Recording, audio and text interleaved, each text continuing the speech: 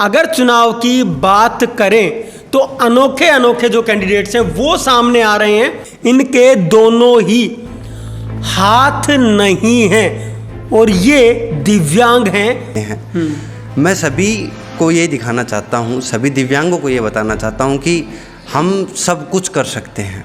हर एक प्रकार से, हर तरीके से हम हर एक तरीके से सब कुछ कार्य कर सकते हैं। हमें करने की इच्छा शक्ति होनी चाहिए। मुख्य कारण अमित भाई मेरा ये भी है कि 4 एग्ज़ाम पास करने के बावजूद भी HSSC JEE 2019, SSC JEE 2020 और 2 बार पोस्ट ऑफिस में ज्वाइनिंग लेटर आने के बावजूद भी मुझे जॉब नहीं दी गई। नमस्कार, आप देख रहे हैं स्टेट न्यूज़ हरियाणा और मैं हूं अमित अमन। जैसा कि आपको पता है कि हरियाणा के अंदर जब से पंचायती इलेक्शंस की डेट आई हैं तभी से चुनावी मैदान के अंदर आपको कैंडिडेट्स नज़र आ रहे हैं। और अब तो अगर चुनाव की बात करें तो अनोखे अनोखे जो कैंडिडेट्स हैं वो सामने आ रहे हैं। ऐसे ही एक कैंडिडेट हमारे साथ में मौजूद हैं जो कि आपके सामने हैं और ये वो कैंडिडेट हैं जो कि ब्लॉक समिति का चुनाव लड़ना चाहते हैं। कहाँ से? रेवाड़ी जिले के 2 गांव जिसके अंदर की झाल गांव और जुड्डी गांव आते हैं। और ये कैंडिडेट मैं अनोखे इसलिए बता रहा हूँ इनको क्योंकि आप इनको एक बार देख सकते हैं। इनके दोनों ही हाथ नहीं हैं और ये दिव्यांग हैं और वो आज आपके सामने मौजूद हैं। ये क्यों इन्होंने सोचा है कि ये इलेक्शन लड़ेंगे? क्योंकि एक से एक ऐसे कैंडिडेट सामने आ रहे हैं जिनको देख कर के आपको लगेगा कि यार अगर ये कुछ कर सकते हैं तो हम क्यों नहीं कर सकते। आज इन्हीं से हम चलिए बात कर रहे थे। सबसे पहले आपका स्टेट न्यूज़ हरियाणा पे स्वागत है। धन्यवाद अमित भाई। आप अपना नाम बताएं सर। जी, मेरा नाम योगेश यादव है। जी योगेश जी, सबसे पहले तो हमारे जो दर्शक हैं उनको आप ये बता दें कि आप कौन सा इलेक्शन लड़ने वाले हैं, कहाँ से लड़ने वाले हैं, ताकि उनको एक बार क्लियर हो जाए, साफ हो जाए चीज़ें। जी, मैं ब्लॉक समिति का चुनाव लड़ने जा रहा हूँ वार्ड नंबर 10 ब्लॉक नाहड़ से, जिसके अंतर्गत 2 गांव आते हैं, गांव जुड्डी व झाल। अच्छा, आप ये बताएं, आप दिव्यांग हैं तो क्या आपके मन में कभी ये नहीं आया कि मैं इलेक्शन तो ना लड़ूं यार कम से कम, या फिर मुझे कोई जीतने नहीं देगा, ऐसी चीज़ें कभी माइंड में आई? जी देखें, अगर नेगेटिविटी मेरे माइंड में आज तक रहती किसी भी बात के प्रति तो मैं कभी लड़ नहीं पाता। परंतु जिस प्रकार का मेरे गांव का माहौल है और मेरे बुजुर्गों का ध्यान है मेरी ओर, मेरे सभी युवा साथियों ने जिस प्रकार मुझे प्रेम दिया इन 4 सालों में, जब से मैं दिव्यांग हुआ हूँ तब से बहुत अधिक प्रेम मिला है। जब इतनी पॉजिटिविटी एक एनवायरनमेंट क्रिएट किया हुआ है हमारे गांव के अंदर कि मुझे आज तक ऐसा महसूस नहीं हुआ है कि मैं एक दिव्यांग हूँ। अच्छा, आप ये बताओ, इलेक्शन लड़ने की क्यों सोची? जी, इलेक्शन लड़ने के कारण तो बहुत सारे होते हैं, परंतु मेरे पास भी कुछ कारण हैं। देखिए, एक आम आदमी तो अच्छी सोच के साथ कभी भी इलेक्शन में उतर रहे हैं। सभी व्यक्ति उतर रहे हैं जिनके हाथ पैर सलामत हैं, सभी व्यक्ति उतर रहे हैं। परंतु दिव्यांग व्यक्ति कहीं ना कहीं ये सोच कर रह जाता है कि समाज में उसके प्रति खिल्ली उड़ाई जाएगी कि ये कुछ नहीं कर सकते हैं। मैं सभी को ये दिखाना चाहता हूँ, सभी दिव्यांगों को ये बताना चाहता हूँ कि हम सब कुछ कर सकते हैं। हर एक प्रकार से, हर तरीके से हम हर एक तरीके से सब कुछ कार्य कर सकते हैं। हमें करने की इच्छा शक्ति होनी चाहिए कि हाँ हम ये कार्य कर सकते हैं। तब कोई कारण होता है तो आप लड़ सकते हैं। हर एक प्रकार से आप चुनाव भी लड़ सकते हैं और भी कार्य कर सकते हैं। हम सब कुछ कर सकते हैं। Disability is the inability to see ability. Okay, तो मुख्य कारण अमित भाई मेरा ये भी है कि 4 एग्ज़ाम पास करने के बावजूद भी HSSC JEE 2019, SSC JEE 2020 और 2 बार पोस्ट ऑफिस में ज्वाइनिंग लेटर आने के बावजूद भी मुझे जॉब नहीं दी गई। क्योंकि गवर्नमेंट का मानना ये है कि जो दोनों हाथ जिन दिव्यांगों को नहीं हैं उनका अभी कोई भी रिकॉर्ड नहीं है कि ये कितने व्यक्ति हैं प्रदेश में या पूरे देश में कितने व्यक्ति हैं जिनके दोनों हाथ नहीं हैं। उसी हिसाब से उनको कोटा दिया जाएगा।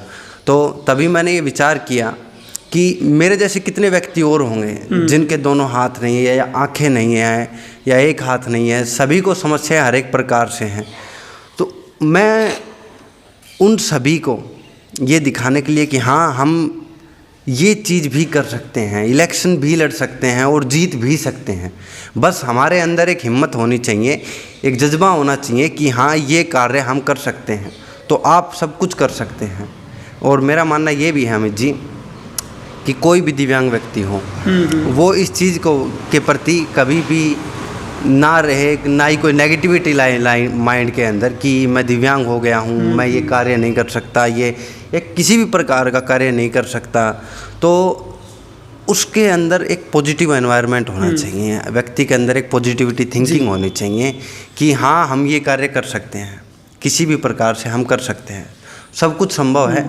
तभी इसी कारण मैंने चुनाव लड़ने का निर्णय किया है। अच्छा, आप जब घूमने जाते हैं, वोट के लिए जाते हैं, आप लोग वोट मांगने के लिए, तो क्या वहाँ पे भी कोई आपके ऊपर सवाल उठाता है कि आप कैसे करेंगे? जी बिल्कुल, सवाल काफ़ी उठते हैं अमित जी। जिस प्रकार लोगों के जहन में ये भी रहता है कि आप लिख कैसे पाएंगे, आप कोई कार्य कैसे, आप खाना कैसे खा सकते हैं। तब मैं उनको हर एक चीज़ दिखाता हूँ कि इस प्रकार मैं लिख सकता हूँ, इस प्रकार खाना खा सकता हूँ। मैंने अपनी ग्रेजुएशन में बीटेक पास आउट हूँ महर्षि दयानंद यूनिवर्सिटी से। और अभी जैसे कि मैंने आपको बताया कि मैं किसी भी गांव में, जैसे झाल गांव में जाता हूँ या अपने गांव के अंदर रहता हूँ, तो लोगों के अंदर ये थिंकिंग रहती है कि ये कार्य आप कैसे कर सकते हैं। आप कोई भी कार्य, जैसे देखिए बोझ भार का तो कोई भी कार्य मैं नहीं कर सकता हूँ, परंतु वैसे व्यक्तित्व रूप से मैं हर एक कार्य कर सकता हूँ। जैसे लिखना, पढ़ना, जो और भी नॉर्मल काम होते हैं, अपना पर्सनल काम करना, सब कुछ मैं कार्य अपने आप करता हूँ। तो लोगों की एक सोच बन जाती है एक देखकर कि हाँ ये व्यक्ति किस प्रकार से कोई कार्य कर रहा है। तो उनकी सभी समस्याओं, सभी जो उनकी थिंकिंग होती हैं या सवाल होते हैं, उनको अच्छे तरीके से सुलझा रहा हूँ। लोगों का बहुत ही स्नेह व प्यार मिल रहा है कि आपने इतनी हिम्मत की है समाज में आगे आने के लिए, तो हम आपके साथ हैं। अच्छा, आपके साथ कैसे क्या हुआ था? क्योंकि लोग जानना भी चाहेंगे कि क्या आप बचपन से दिव्यांग हैं या क्या हुआ आपके साथ? नहीं, देखिए 16 अक्टूबर 2018 को मेरे घर के पास से 11,000 केवी की लाइन जा रही है, जिसके संपर्क के में आने के कारण मुझे मेरे दोनों हाथ गंवाने पड़े थे। और उसके बाद से ही आज लगभग आने वाली 16 अक्टूबर को 4 साल हो जाएंगे मेरे एक्सीडेंट को हुए, और तब से ये सब है। तब से सब चल रहा है जी। तो जो आपके इस वार्ड की जनता है, आपके जो लोग हैं, वोटर्स हैं, उनको क्या अपील करना चाहोगे? देखिए, मैं उन सभी से यही अपील करना चाहता हूँ, सभी बड़े बुजुर्गों से, मेरे युवा साथियों से, माताओं से और बहनों से, कि एक बार आप किसी दिव्यांग को मौका देकर देखिए। मैं समाज में एक कुछ कार्य करने के लिए आया हूँ। अमित जी, मैं सभी से यही अपील करना चाहता हूँ कि एक बार किसी दिव्यांग व्यक्ति को मौका देकर देखिए। मैं समाज में एक नई सोच लेकर आया हूँ ताकि सभी का विकास हो सके। जिस प्रकार से गांव की जो गलियां हैं, और भी समस्याएं हैं, काफ़ी प्रकार की समस्याएं हैं, जोड़ की समस्याएं, गलियों की समस्याएं, मंदिर तक जाने का रास्ता नहीं है, किसी प्रकार सरकारी स्कूल तक जाने का रास्ता नहीं है, ना कोई स्वास्थ्य व्यवस्था है, ना सुरक्षा व्यवस्था है। उन सभी के लिए, ताकि मैं हर एक चीज़ का प्रबंध करा सकूँ। जिस प्रकार मैंने देखा है, मेरी उम्र लगभग 22 साल हो चुकी है, तो मैंने देखा है कि किस प्रकार से लोगों को समस्याएं झेलनी पड़ रही हैं। उन सभी समस्याओं का निर्धारण करने के लिए ही मैं मैदान में आया हूँ। और मैं सभी से यही अपील करना चाहता हूँ कि एक बार आप सभी मेरे को मौका देकर देखिए, मैं आपको कभी भी निराश नहीं होने दूँगा। जो दूसरे जितने भी कैंडिडेट्स हैं जी, तो उनके बराबर में अगर बात करें तो आप अपने आप को कहाँ मानते हैं? जी देखिए अमित जी, मैंने जैसे आपको बताया कि व्यक्ति के अंदर हमेशा एक पॉजिटिव थिंकिंग होनी चाहिए। अमीर हो, गरीब हो, या दिव्यांग हो, या बिल्कुल फिट एक व्यक्ति हो, उसमें कोई ज़्यादा फ़र्क नहीं होता, केवल व्यक्ति की सोच का फ़र्क होता है। तो अगर आदमी अच्छी सोच रखेगा तो हम सबसे बराबर हैं और सबसे ऊपर भी जा सकते हैं। केवल इतना ही कहता हूँ।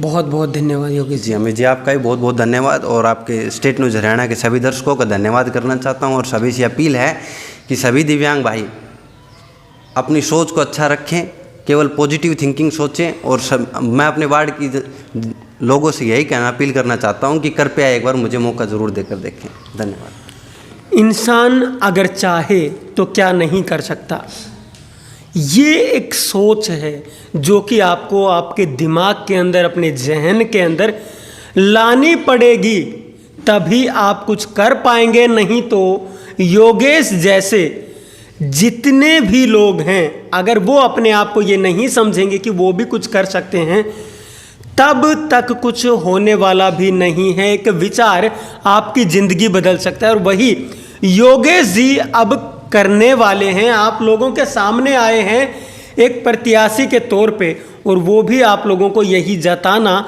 और दिखाना चाहते हैं कि आप लोग कुछ भी कर सकते हैं। जब योगेश जी कर सकते हैं तो आप भी कर सकते हैं। अपने आप को कमज़ोर ना समझें। अब ये इलेक्शन में ज़रूर हैं, मैं ये तो नहीं कह सकता कि आप इन्हीं के पक्ष में वोट करें, लेकिन आप अपने कैंडिडेट को ज़रूर देख लें कि किसके बारे में आप क्या समझना और सोचना चाहते हैं। उसके बाद ही जो आपको लगता है कि आपके काम कर सकता है, उसी को ही आप लोग वोट करें, लेकिन वोट ज़रूर करें। नमस्कार, धन्यवाद, जय हिंद, जय भारत। खुल गया है बेरली कला में एकमात्र हॉलमार्क का showroom Hiralal and sons jeweller. हमारे यहाँ सोने चांदी व हीरे का सामान तैयार मिलता है व ऑर्डर देने पर तैयार किया जाता है। हीरालाल एंड सन्स ज्वेलर्स, मसीत वाले, मेन रोड, नजदीक बस स्टैंड, गांव बेरली कला, रेवाड़ी। Contact number 7026178038, 9466863187, 9050551652। एक बार सेवा का मौका अवश्य दें।